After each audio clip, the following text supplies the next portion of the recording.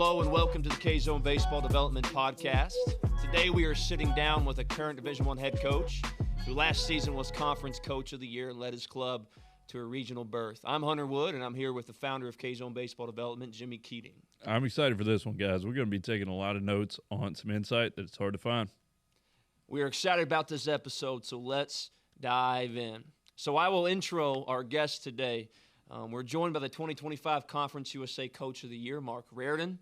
He is the head coach at my alma mater. I had to talk myself out of wearing all my WKU stuff today on this episode. He's now in his fourth season on the Hill, and what a run it's been. Over his first three seasons, he's led the Toppers to a 115-62 record, highlighted by a Conference USA regular season championship, a conference tournament title, and the program's first NCAA regional appearance in 16 years. But before Bowling Green, he was building a powerhouse in a place that you may not have heard of before.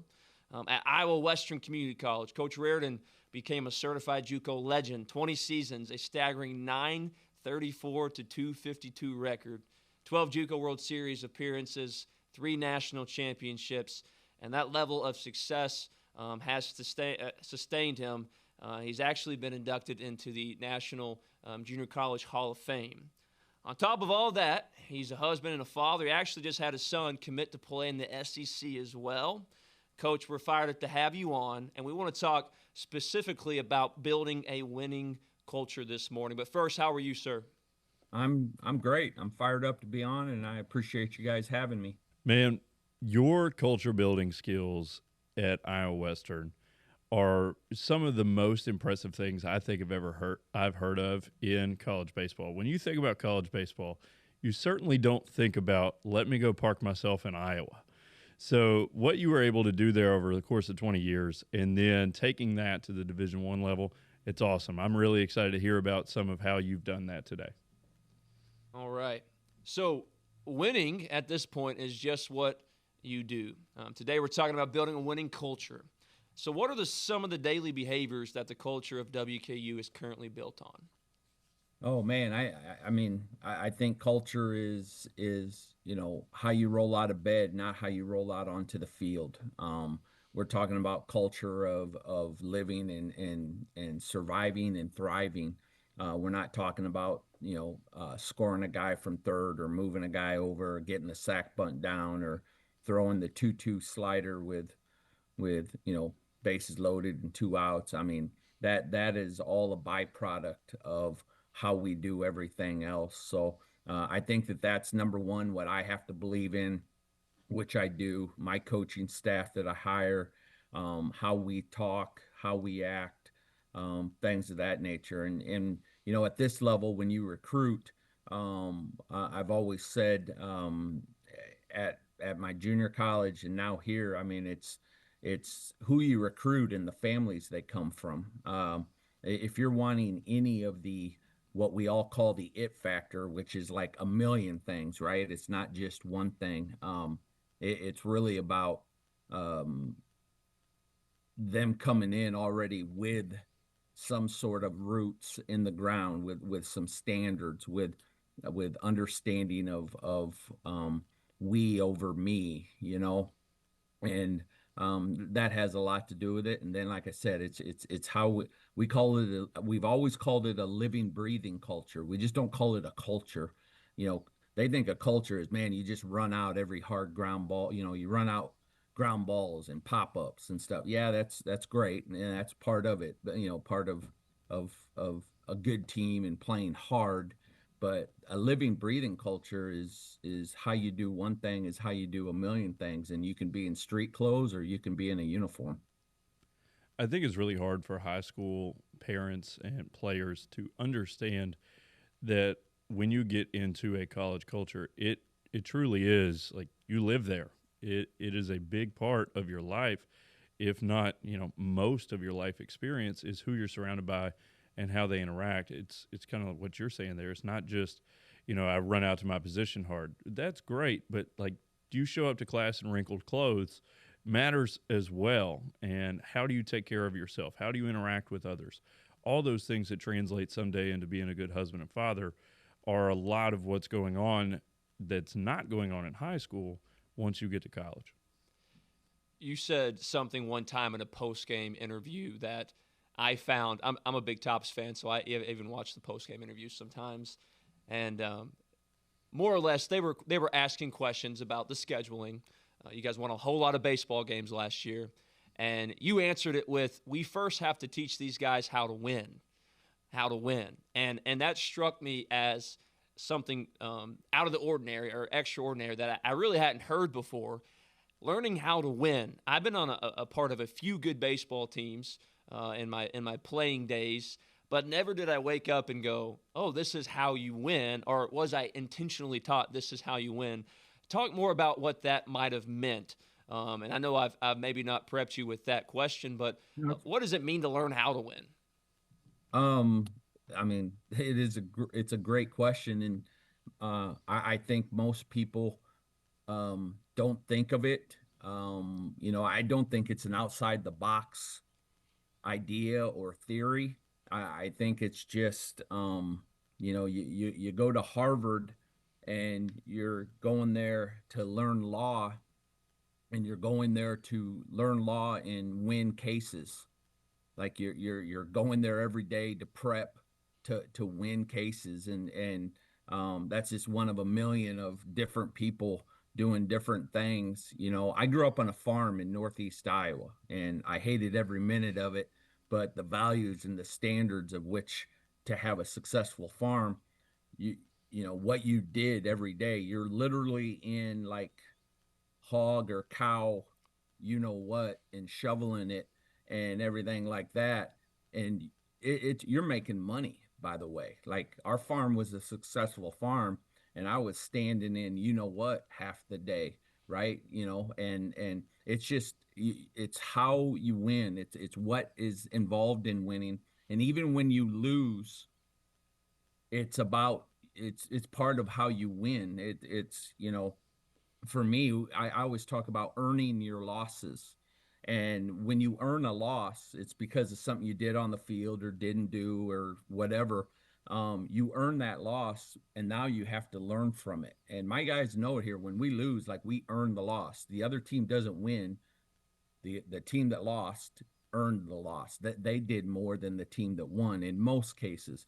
And throughout the years, what I've done is just, again, this goes back to how you roll out of bed and how you go to class and where you sit in class and how you act and your diet and your weights and the extra swings and whatever it is. It's all part of the winning. And you mentioned today's kid. I mean, that's a whole nother factor for me. I'm 55 years old this month, and now I deal with the parents, today's parents raising today's kids, and it's really hard for me. I am old school. Guys would say I'm intense, or whatever.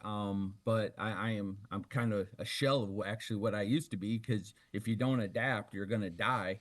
And I'm trying to adapt, but yet keep those values, keep teaching how to win every day. And when you talk about that to them, it's kind of like talking to them as players. You got to always talk to them like as a person too. Like, why, as much as this is going to help you moving a runner and moving him over third, and what it does for the team, like, welcome to life, welcome to marriage, welcome to be an employee.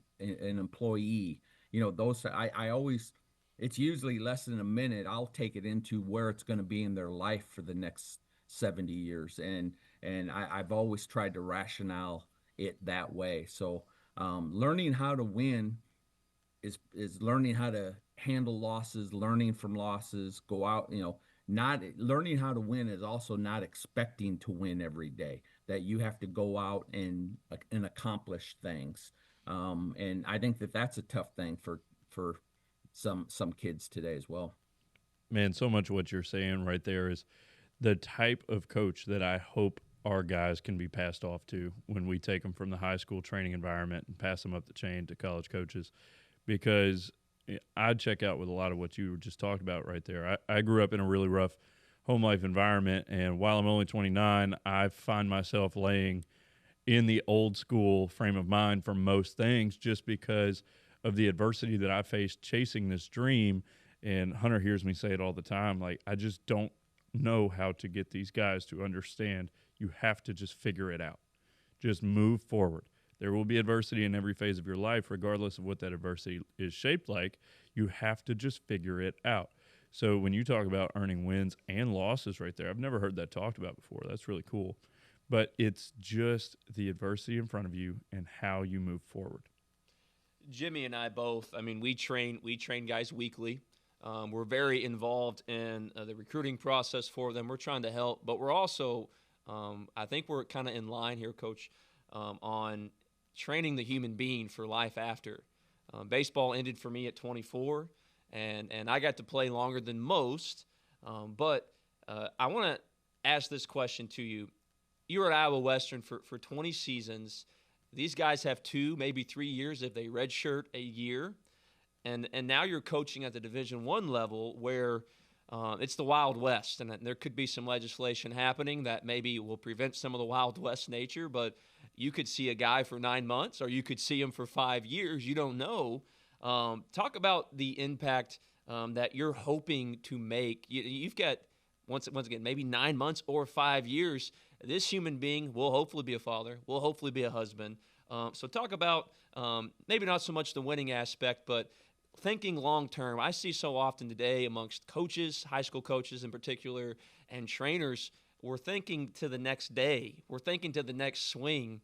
We're trying to create a format where we are concerned about your junior year in high school, but we're also concerned about you as a 35-year-old man. So talk more about what you want to instill in each guy that is under your watch care for however long that might be to prepare them for this next part of life that they'll face.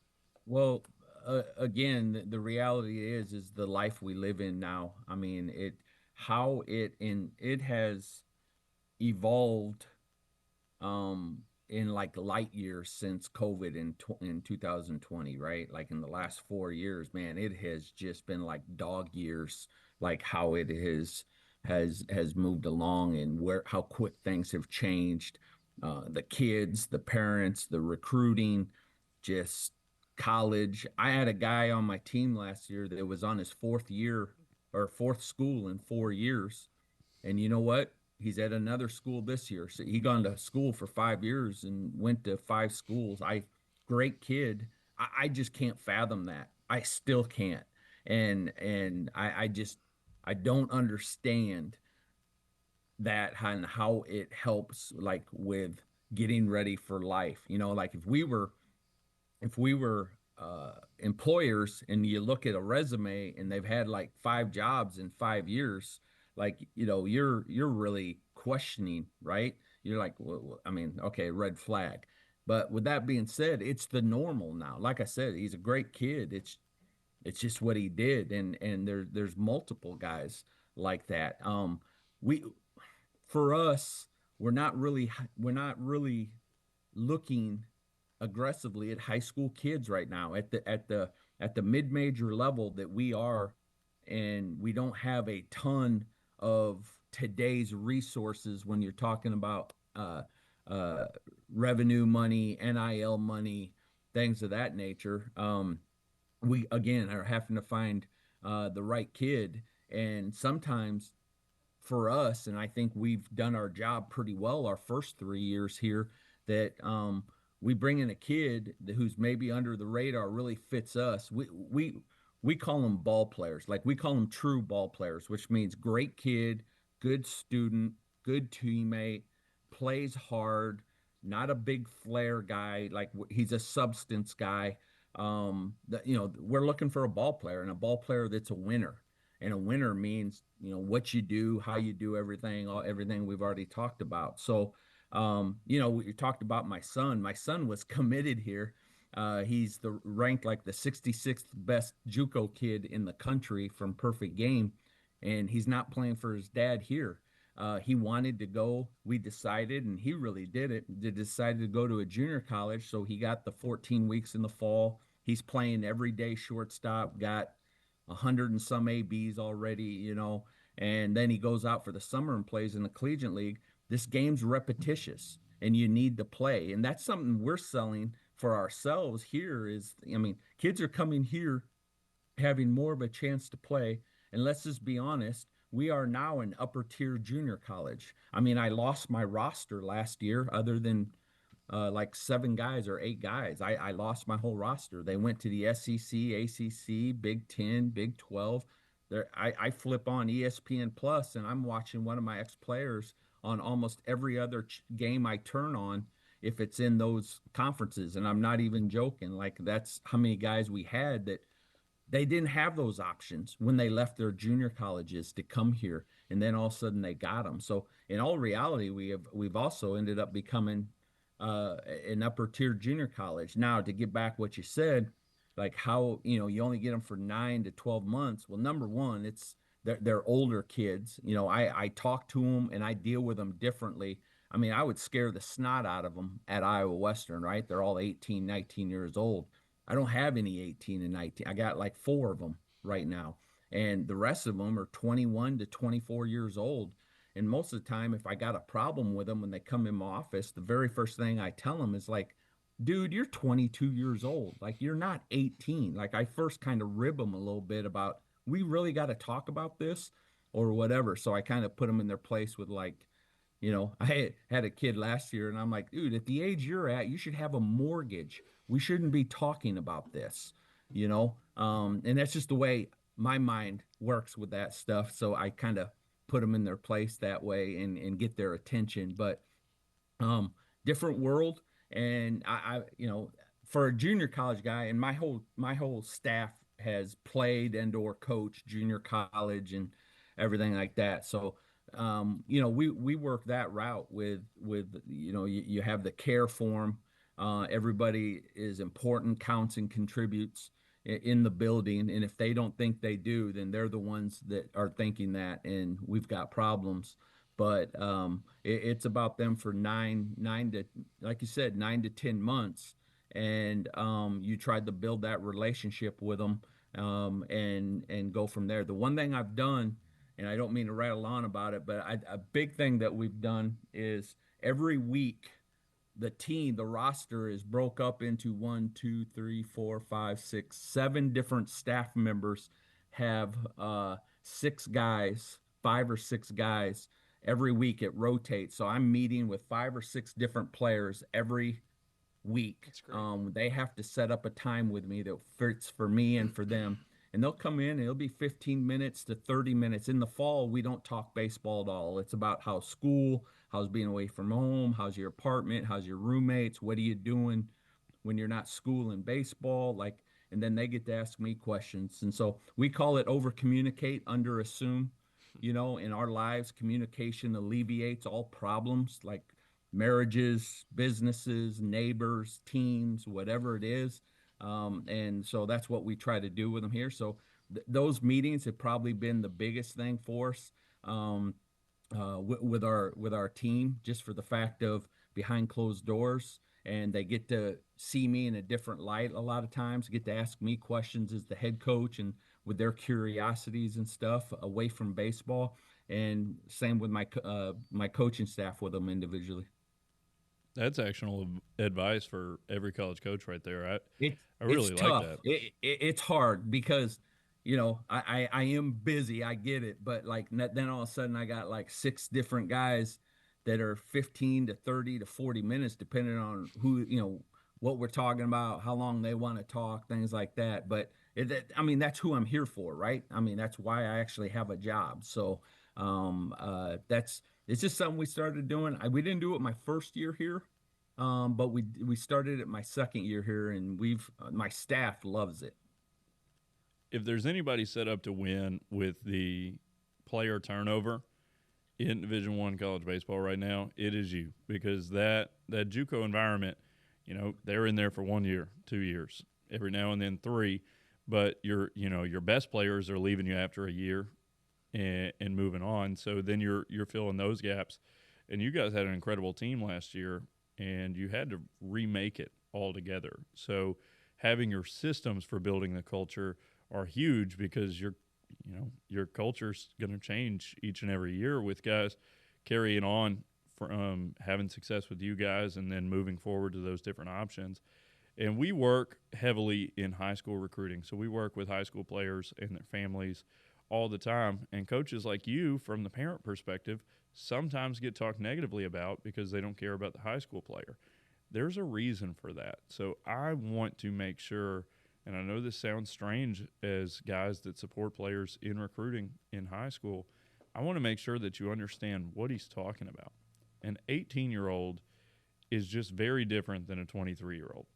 And, anybody that played through college can tell you their maturity level their freshman year and then their third or fourth year of college is a different human being. So in this environment, we're huge fans of JUCO.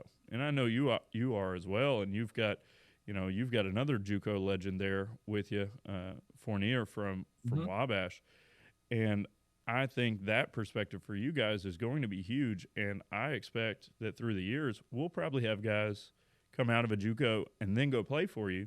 It might just not be right out of high school. So I think that growth and development piece through the junior college is instilling the toughness and stuff that we talked about early on that it's really hard to have if you're just a D1 baby right out of high school and everything's handed to you playing time wise, and maybe you're even making money as a freshman in college.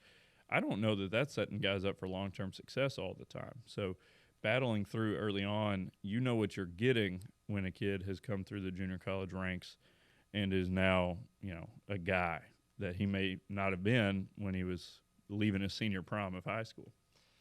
When you started talking about that communication aspect, I think this might be our first episode, which will be geared towards coaches heavily, and I think it's super needful.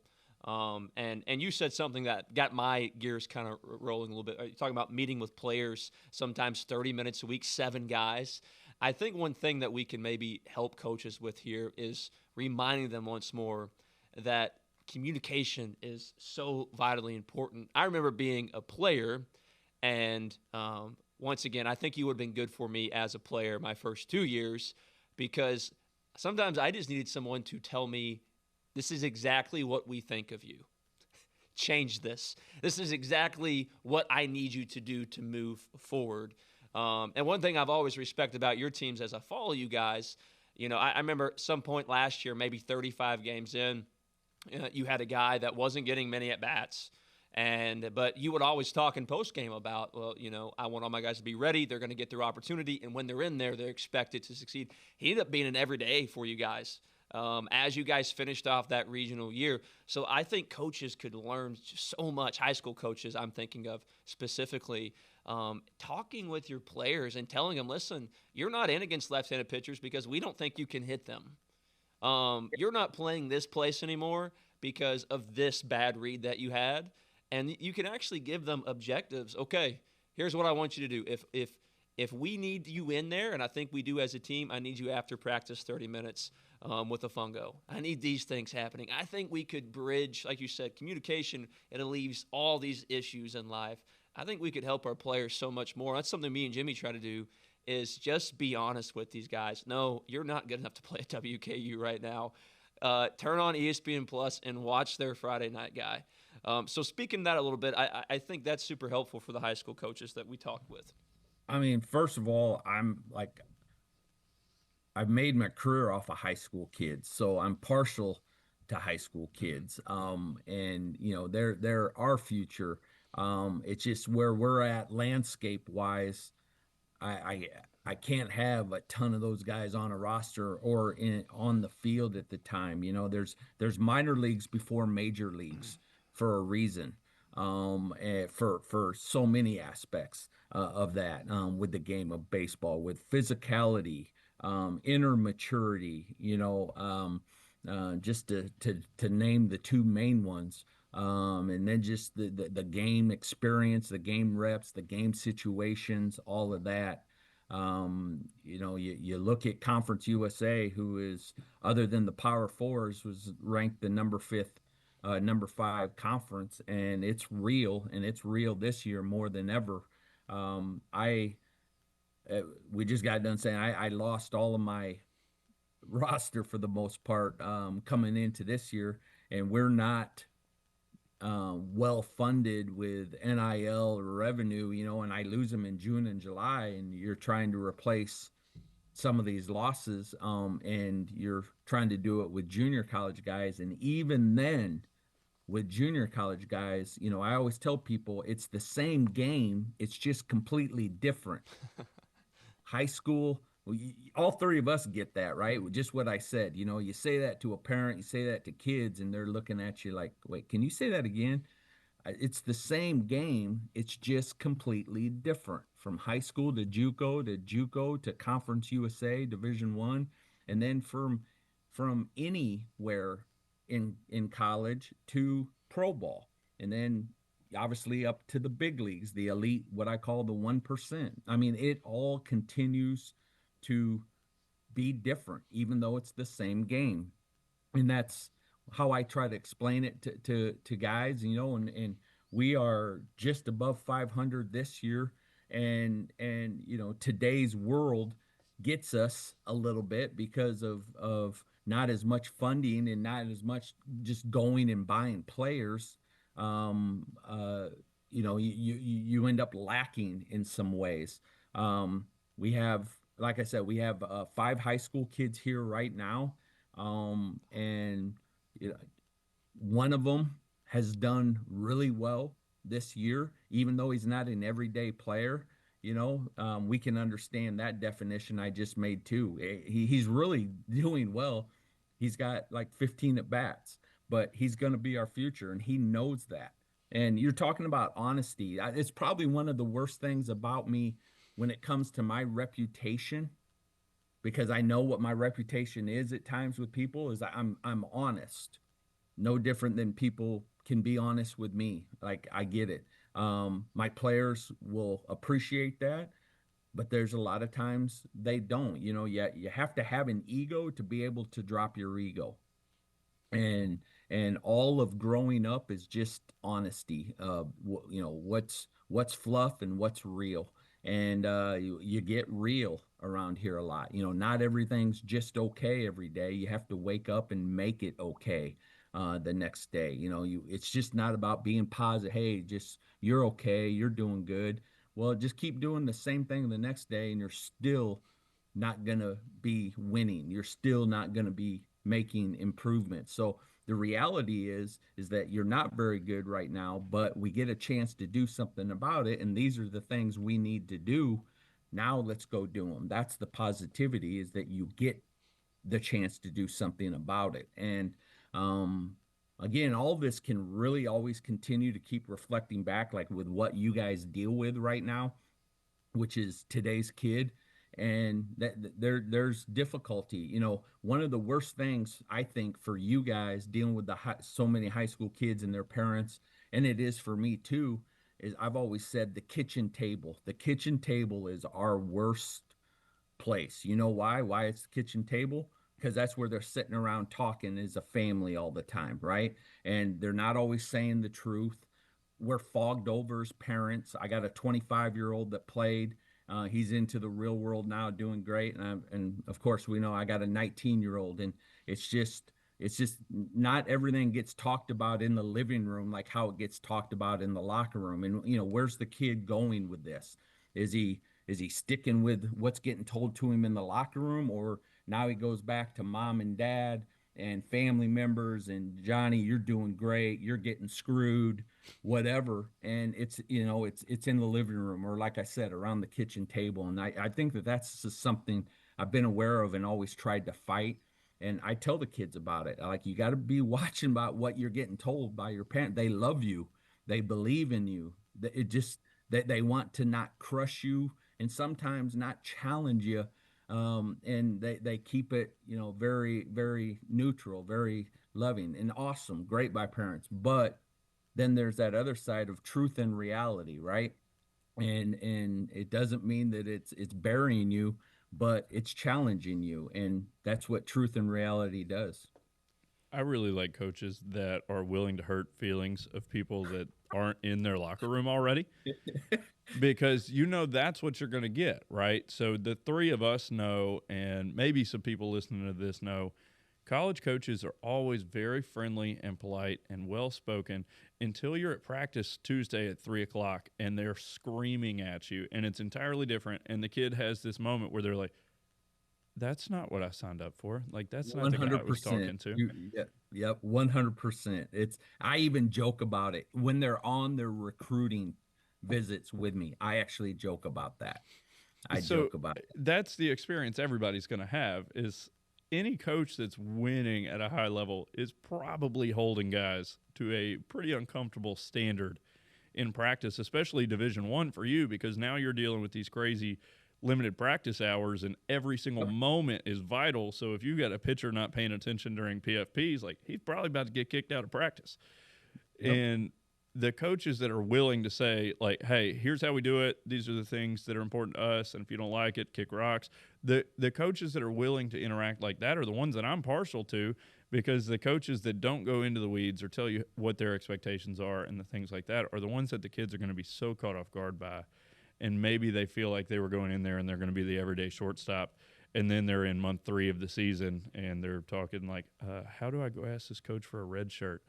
The honesty up front is so important.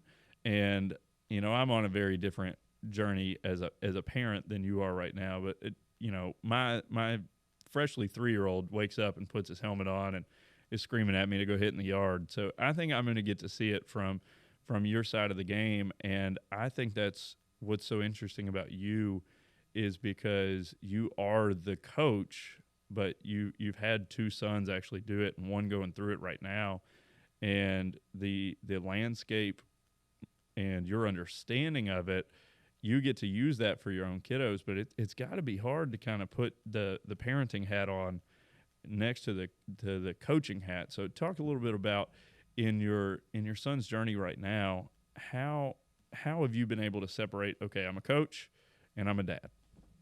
Yeah, I mean, first of being a dad, that starting 25 years ago started a journey for me that eventually made me a better coach, a better even like baseball slash life coach. And like it wasn't just about scoreboard; it was about the life. It was as you're raising your kids. The two biggest hypocrites in my life that I've learned is coaches and parents, and I'm both. So when I learned that, I became a way better husband, a way better father, and then a way better coach, my opinion. Depending on who you ask, right? For all of us, some wouldn't say that, but I've just my wife played college basketball and she started at a junior college. My older son started at a junior college. Like this whole process of just going through different things, high school to a JUCO and then having to get recruited again and then a 4-year school, and like we've all done it in my family. And my wife is the king, and we call her the head coach of the head coach. Um, she's the king of how we talk in our living room is how we've talked in the locker room, and locker room is like how we've talked in the living room. So like we got after our kids. We held them accountable. School, being a teammate, picking up the cups, right? Being the first one. You're not playing, but being the first one to greet people as they're coming in, like all that stuff. Everything that I've actually been as a coach, my wife and I have literally done raising 2 sons. And talking about my 19-year-old who has ability, but he also has the it factor. I believe that you can teach the it factor if you get them young enough for long enough. You can teach them 1,000 of the it factors and they get it. He was a very good basketball player, and there's nights he'd score 9, 10 threes, make 9 or 10 threes. There's other nights, they're double teaming him, and you better have good body language and you better compete on the defensive end and you better get you down the court, right? And like that's my wife taking over. I'd be sitting in the car looking at emails, she's driving, yelling at him at the back seat about effort and about attitude and teammate. Like that's love. You love tough. People talk about tough love. We just loved tough. And they just need to know you care. even with honesty, you know what you're saying to them. You know it sucks, but it's true and it's honest. But you've also got to make sure that you keep them, that they know you care. I mean, there's a trick to it. And I, the first day I ever held my 25-year-old, the day he was born, the few minutes later that he was born, I still to this day remember, hey, if he ends up not playing any sports, if he ends up just, playing the violin, I don't care. Like, just try to be a good dad. And those now in our family, they just both gravitated towards it. We were lucky. And I just think sports is just the best if you use it right as a parent and as youth coaches, to get that you really can teach some it factors to it, no matter if they're scoring 14 points or get 3 hits, or they're eighth guy on the bench. I mean, you can really teach. And that's what I loved about sport. I wouldn't be here without sports. I wouldn't have a degree without my degrees in recreation administration. I don't even know that means. But I got through college because there was structure. I was part of something bigger than me, and I wanted to be part of it. I pitched in a couple College World Series and all that stuff, but my mom would say I had a little burr in my saddle. I'd be some trouble if I didn't have some structure. And all of a sudden, I get a degree out of it when I had 2 arm surgeries, and I fell into coaching. I was never going to coach. Coaches were like old fat guys like me that just yelled a lot. I didn't want to do that. And all of a sudden, I fell into it while I was finishing my degree. And 30 years later, here I am. So I think the if factor, because I didn't have it back then, I think the if factor can be developed. I mean, you guys are obviously important. I think it's important the communication and the honesty you have with the parents. I think is tremendous because of those younger, again, they're the ones sitting around the kitchen table every night with the kid. And, I don't know if that answers your question, but Yes, that's kind absolutely. of how I feel about it. Absolutely. And you talked so much about me and my wife. We've got 2 young ones too, and we're raising little girls. And I'm a pastor and a Christian and all these things. And one of the quotes that I learned and I'm starting to live by is, "You are what you tolerate." You are what you tolerate, and I hear a lot of that coming out of you. And you also probably spoke to a lot of parents, because we have a lot of parents that listen to the podcast as well, and that's super helpful. A lot of the parents, as you know, maybe their son is the first generation baseball player. And when me and Jimmy, we talk across the facility sometimes as we're training guys, we know baseball lingo. You know baseball lingo, and we know that's it. That's not it.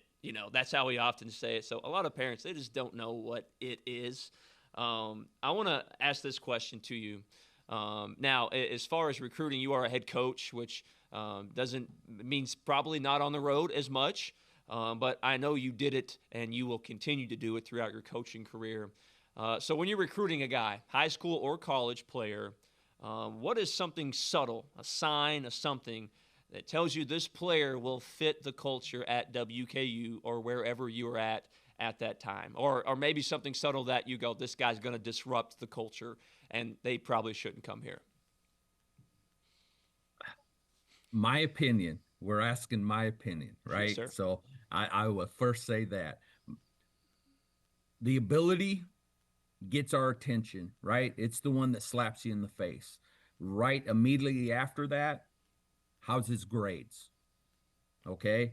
If he's if we got slapped in the face because he's really good hitter, pitcher, whatever, um, and then his grades are really good, I'm talking like 3.5 and above, 3.65 and above, and has not had to drop anything, retake anything, just kind of going about his business as a good ball player and a good student athlete.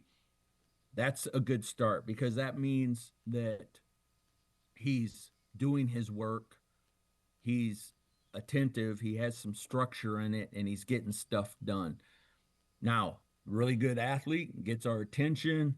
He's really shaky. He still hasn't done the math and science classes. he's kind of avoided those yet. He already tried a math maybe once and now he has to retake it. I mean, now listen, I was not good in school. And I say I wasn't good in school because I didn't work at it. I mean, I'm not sure which one weighs heavier on that long ago. But that's the first red flag. It doesn't necessarily get rid of us, but that's a red flag. I mean, oh, I just love baseball. When kids tell me that, or man, my son loves baseball, and I'm like, well, I loved baseball when I really hated school, but I loved baseball so much that I made sure I got everything done all the time. I went to classes. I did the extra work, right? I always wanted the extra points. I needed the extra points. I was working on my eligibility and making sure I was always good eligibility wise. I wasn't an A student, but I wasn't a D and F student either. Um, and so when kids come in here and tell me, "Oh, I love baseball." Well, if you love baseball, you would act right. You would go to class. You would do everything you need to. It's just their distorted belief of really maybe what their love is at that time. And you guys deal with it too. You think mom and dad love it more than they do. And now that's when you're trying to talk to the kid behind the scenes, being like, do you even really want to do this? I mean, what do you really like to do? Type of thing. So when we go from ability to class, then it's when they come here that this is the thing. When they come on their visits here, and I'm a head coach and I hear kind of what, different programs, different things. A lot of head coaches spend like 15, 20 minutes with them. I spend no less than an hour in my office with them. I no less than an hour. It can be an hour and a half for all I care, and they don't realize that they're maybe in on a recruiting trip, but I'm also still evaluating them. And we had it twice last year when the families left my office, and I just told Fournier, I'm like, hey, we're going to be out on them. They're not. He's not a topper.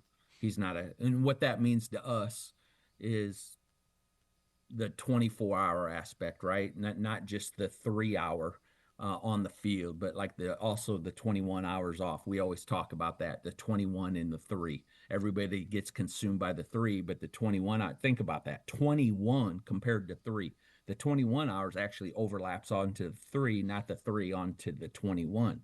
So sometimes in my office, it can be a little bit probably disrespectful, maybe even like because mom and dads will ask some questions and the kid doesn't think that they're very good questions or maybe even dumb questions. I've had that before, and they're like, oh, and kind of like, mom, and stuff like that. And I'm like, dude, if you can do that to your mom or your dad, then you got zero respect for me when it comes to altercations of communication and stuff like that. So I just things like that. I even had a kid laying back. I don't know if you guys see me here, but laying back on my couch in my office, and he was playing with the shades while we were talking. No, I can't make that up. Like Not a topper. He's just playing with the shades, and I'm like, I mean, and this is me, but I'm like, hey, like, what are you doing? And it was a high school kid, really good. He was good at his arm and stuff like that. But his dad was sitting right beside him. His dad kind of looked and saw him doing it once. I'm super observant. I'm to a fault as a coach. That's half my problem on the field. I like notice everything, right? It's just like a car wreck to me. And I'm just looking there. So now I'm looking at his dad looking at him. His dad doesn't say anything to him. So I got after him a little bit. I'm like, dude, what are you doing? That's not sitting. And then you're playing with the, oh man, I'm sorry. I'm sorry. So just that type of stuff. Now, granted, listen, that kid, he ended up showing up here. I mean, we got the kid and he was a draft out of high school. There's sometimes the honesty, just, hey, they know who you are. They know who you are. That's probably a bad thing about me too, is this, I just talk sometimes, and it's just the honesty of who I am. And you talked about an ex player of mine who won a national championship with me and then played with you. Um, just just the honesty with him and his parents. And he was a transfer from the University of Arizona to us, and just good Midwest people that can appreciate honesty, doesn't take it personal, and it pays off. It pays off in the long run. I always talk about street cred. You guys got to have street cred in your business with the parents and with the kids and things like that. And so do I. Like, the prisoners can't run the prison. I treat one like 40 and 40 like one, and I got to have street cred. And I always talk to the team about it. I'm going to be honest with you guys, and I'm going to make decisions that are best for the team, but also best for me with the team. I got to have street cred. You start losing your kids, you start losing a roster, you start losing some of your leaders within the team, and you got no street cred. You got no culture. You got no winning. You got no living, breathing culture. You start to lose everything. From your perspective, you talk about the 21 hours of the day Yeah. outweighing those 3 hours of baseball performance. I think a lot of people underestimate how much that 21 affects everything else. One of the things that we focus on with middle school and high school guys is developing discipline. And what discipline is to a freshman or sophomore in high school is, hey, I lift a lot, or I hit BP a lot, or I go long toss. And the discipline is usually the stuff that you don't want to do. It's quite often, did you go to bed on time because your public school starts at 7 a.m.? Did you do the mobility to actually take care of your body? Are you eating a McChicken meal before you go out and you pitch, and it's supposed to be important to you? The other little things, as you gain years in this game, the little things aren't so little when you've been stacking them from 14 to 23 years old, and now 9 years of not sleeping or 9 years of bad nutrition has led to a body that can't go compete and try to make a regional and make a run into Omaha. Those little things really become kind of everything. And I love hearing you talk about that a lot. And I really hope that a lot of the guys that we train are hearing those things, because sometimes we do kind of come off as the old guys hollering at them about, like, hey, why'd you just walk in here eating a honey bun? Like, what are we doing here? Yeah, no, I do the same. Going back to the question I just had about recruiting, when I have them in my office, I talk about it. I talk about what their day is. Like, okay, you've been working towards this and working towards getting recruited by, like, how are you doing that? What are you doing? What's your study times? What's your sleep?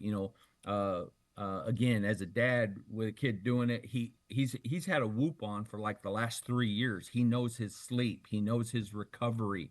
He takes cold baths. Like the weight room. In our brand new facility here, which you guys got to see sometime, is unbelievable. We're part of a new $47 million facility that I'm sitting in.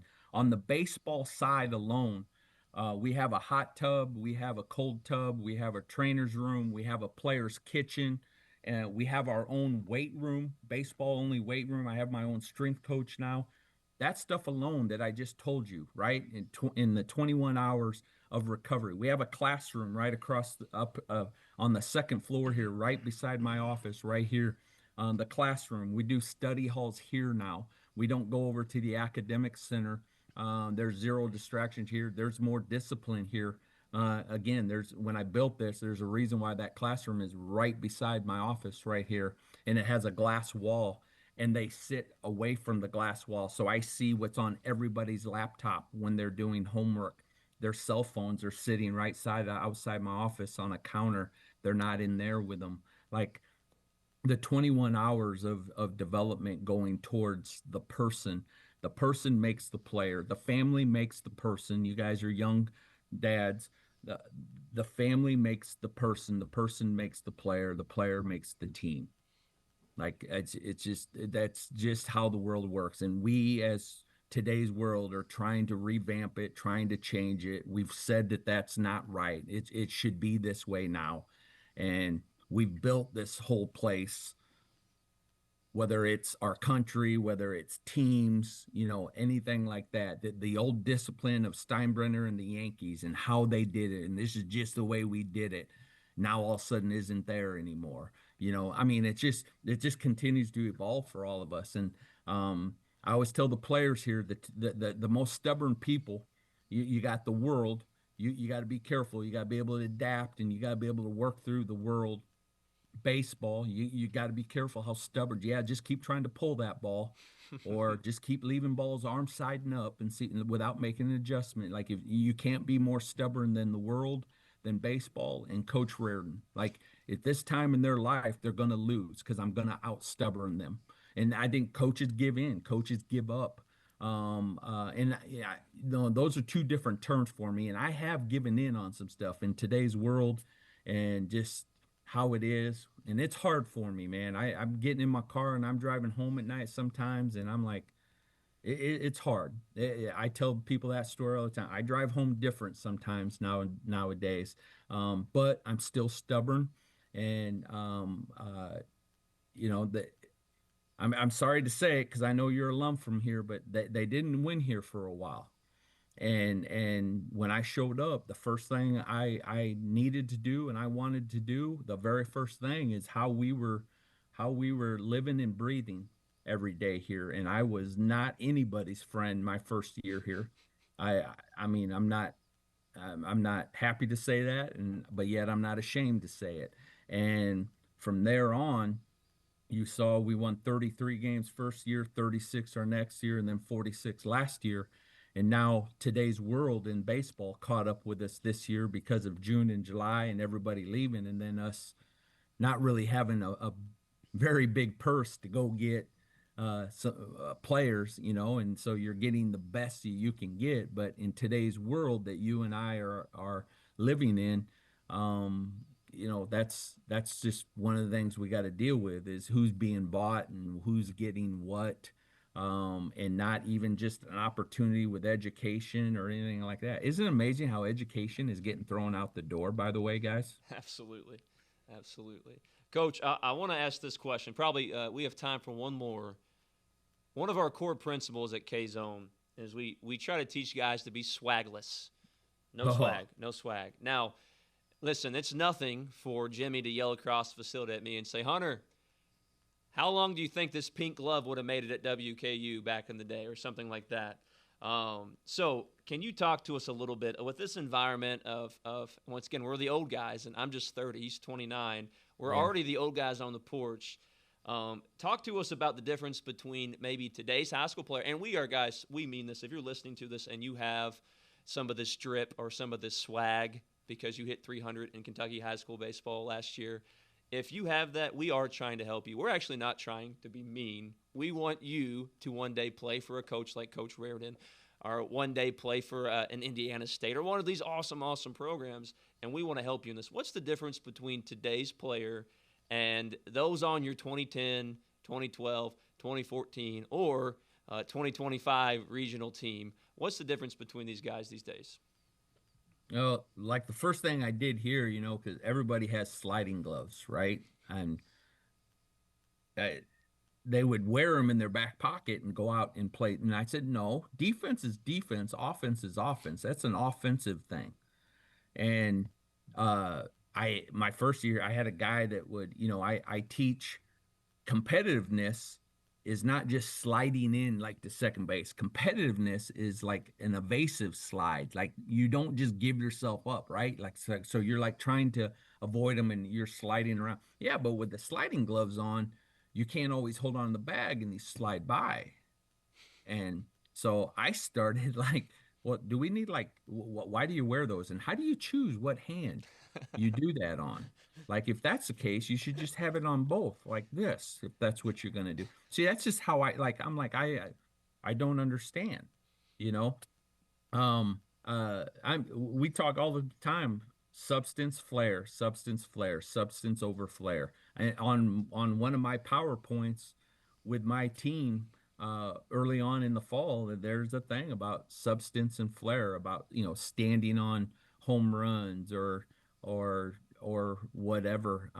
We were playing my second year here. We're at Jacksonville State, and a guy gets a big time base hit, scores two with 2 outs. He was one of my catchers, and he's going back to first. He rounds, but then he's going back first, and he's already doing whatever he's doing at first base. and the shortstop gets it and freaking throws over, and bam, they get him, and he's out, just like that. Uh-oh. Just and I was like, "Yep, now you're out of the game." He just got a 2-out base hit. I don't. I mean, I don't care. You're more excited about the dang dugout and everybody doing their thing with flair than you are just being excited and doing your job. And it's just, I think that that's what we fight. I don't let the pants be above the knees. This is baseball, not football. Like I don't let the pants above the knees. I told you about the sliding glove thing. Um, I had a kid take off he got hit twice and got called on because he had like a mattress pad on his arm, and he was reaching out, and he got hit twice that made it the third out with like bases loaded. This is a couple years ago here as well. And I was like, unless you bring me a doctor's note, you put that thing away. You're done, because it's just I like guys that stay in there, and it's the batter's box, get hit, don't let the pitcher have the plate and the batter's box. But I don't like cheaters, and I don't like you sticking your. So I'm going to encourage you not to do it by taking that off. I mean, I think that again, today's world, there's excitement, with the dugout and the players, and it's something that we brought back to this place. The other night we had the largest crowd that they had here in like the last 16, 17 years. And it's because the kids play hard and they have energy. It isn't because they're doing like cartwheels and standing on and have a bunch of bling on and chained. Hey, when I first got here, I wouldn't even let them have chains on the field, in the weight room. Like, we were all one. There was no separation between your jewelry and your extra flair. We were all one. And like I said, I used the Yankees. I'm not a Yankees fan or anything, but I liked how they used to, when they were in the minors, everybody in the minors with the Yankees had to wear their pants up. And then when you got to the bigs, you could do whatever you want. But of course, facial hair and stuff, like, awesome, great. I miss those days. And you're the no fun police, by the way, guys. When you're telling them, hey, stop worrying about what you're wearing and how much tape and what you're putting on your face and what you're putting on your tape. Stop rolling over balls, dude. That's what you need to do. Like, stop taking fastballs and chasing off speed stuff. Like, that's what you need to do. Um, there's something with it. I do PowerPoints about this stuff. And you know what we do also, and we're doing it today before the game. We do video clips and we show good thing. Yeah, this is what we need to do. This is why that worked. We show the bad stuff too. It's like football, right? We call it Truth Monday a lot of times after the weekends. We just happen to have some stuff from Tuesday's game when we won against Belmont. We'll show today before the weekend. Good stuff and bad stuff, and some of it's pretty humbling for some guys. And that's just a football thing. We've got all the camera systems and everything, and we show video a lot with that. But I'm a big substance guy. Big flair guys, we probably might not even recruit a lot of times. Just there's individualism in that. It's a lot of times those guys aren't very humble, right? You're either humble or being humbled in the world. I mean, that's just God's plan. You're either humble or being humbled. And who are you as an individual, and how mature are you to handle that? So the look at me, I mean, we wouldn't let our sons do it. Me and my wife were the no fun police, like, go play, have the it factor. And luckily they had some ability. But what drew more light to them was the fact that, okay, they could play, our sons, but yet, and they were teammates, and they didn't draw any attention to themselves ever. And all of a sudden people, man, your kid, just, I love your kid. And in the back of your head, my wife and I kind of knew why people would like him, because he drew no attention to himself. Like, he's a cocky little. There was nothing like that. And that's, I don't know exactly what your process is in a classroom setting teaching the kids, but there's truth to that with players. We want players, man. We don't need prima donnas. We need players. Yeah.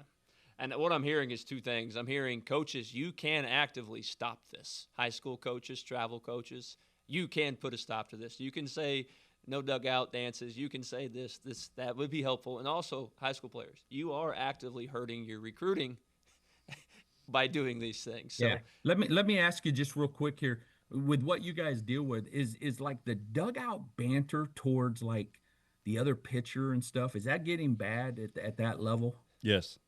God. it's hard to watch high school baseball. Yes. So I Yeah. put together all of our film. So I'll set up a tripod and record a game. And if one of our guys barrels a ball, I'm going to clip that together and I'm going to get that out to coaches. And in the background, sometimes I'm like, do you all hear what's coming out of this dugout right now? Like I'm sitting here in cap cut, like isolating the voice so I can get rid of some old fashioned, 1990s softball chant. It's like you all are over there with your pink arm sleeves on and your Buzz Lightyear glasses. You haven't played all day and you're organized chanting. Could we just maybe watch the game? Like pay attention to what the pitcher's tendencies are. Is he on 2 looks at second, or are you over there chanting and clapping with cups like a megaphone? Like, what are you doing? Yep. Yep. We actually are going to show a video today where we got a big 1-out hit that scored 2 the other night because we had a lead in against Belmont and then gave it away, and we had to score 4 in the bottom of the 8th, and we took the lead and then won it in the top of the 9th because we were at home. But like you show our dugout, and it's a big, like I said, 1-out, 2 RBI hit, and there just wasn't a ton of excitement. And again, this isn't anything about a cheer or a synchronized some sort of thing that they've worked on. This is just like excitement for competitiveness. If they're not like synchronized and they've worked on it or something, they don't know how to cheer. And obviously you guys are learning, kids that you guys are working with are feeling really comfortable just blatantly talking to adults a certain way and feel like they will get away with it. It happens in dugouts. There's other dugouts that will talk to me as the head coach, and I'm talking kids at my level. And then the high school, just the bench jockeying, as we used to call it, but like making it kind of personal towards the guy at third base or the pitcher or whatever. Like just cheer for your team. Like we've lost the concept of just like you said, playing the game, learning the game, the chess match of the game, and we've made it a production about all this other stuff. Oh, did you hear how we got on that pitcher today? Yeah, he went 5 innings and threw a 4-hitter. Like, yeah, he beat you. And you think there's a scoreboard for what we were saying out of the dugout or how loud we were. And that's where, if you tell them to have energy nowadays, they portray that as getting after the other team, or no, like just watch the game, cheer for our guys, whatever. It's really hard. And again, a lot of times I become the no fun police because they don't understand between having energy. And again, college baseball is getting really big, and obviously with social media, and they see the Tennessees of the world and everybody around me and a lot of the stuff that goes on, and like, oh, that's awesome, And so there's some of it is just, it's an uphill battle to try to what you guys are talking about and what I'm talking about is doing it right for us. Absolutely. We thank you so much, Coach Rardin, for sitting down with us. I think this episode will help so many. And before we get out of here, if you found value in today's episode and you're serious about improving your journey, we want you to step into the Dugout. The Dugout is K-Zone Baseball Development's online community, both for players, parents, and coaches, to help give you actual advice and guidance throughout this process. So you'll get locked-in rates, you'll get access to information and direct access to Jimmy and I, and we will actually help you formulate a plan to attack this thing. So stop guessing and start having that clear plan. If you're interested in this, go to kzonebaseballdevelopment.com/dugout and join the community. Just $11.99 a month, we could help you chase your dream. Once again, Coach Rardin, thank you so much. Good luck the rest of the way. Go Tops. And once again, you were super helpful. So thank you, Coach. Well, I appreciate everything you guys do for not just today's kid, but the parents that are trying to help do the best for their kids. It's really something important right now with educated people to help. Thank you, Coach. Thank you. Until next time, this is K-Zone Baseball Development. Remember, Christ is King, baseball is just a game, and work works.